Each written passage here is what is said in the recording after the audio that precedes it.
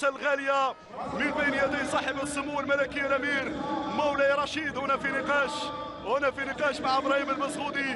سجل يا تاريخ ابراهيم البسغودي في 2015 يرفع راس الخريبكيين، يرفع الكاس الغاليه هنا بمدينه الجمال طنجه. نعم، اولمبيك خريبكا يتوج باللقب بالكاس الفضيه للمره الثانيه في تاريخ لوسيكا. اذا الفرحه ستتواصل بكل تاكيد هناك بمدينه خريبكا كما قلت. احياء الخوادريه والبيوت والفلاش والعراق والقدس والمسيرة والنهضة، لحظات استثنائية هناك بمدينة خريبكا.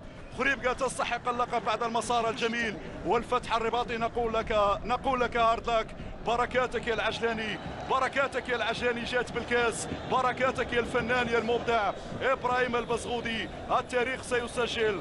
خريبكا مرت من هنا في 2007 لما توجت بالبطولة، وخريبكا تعود لطنجة لترفع الكاس مع ابراهيم البسغودي وبقية اللاعبين. اذا فرحة خريبكية في هذه الاثناء.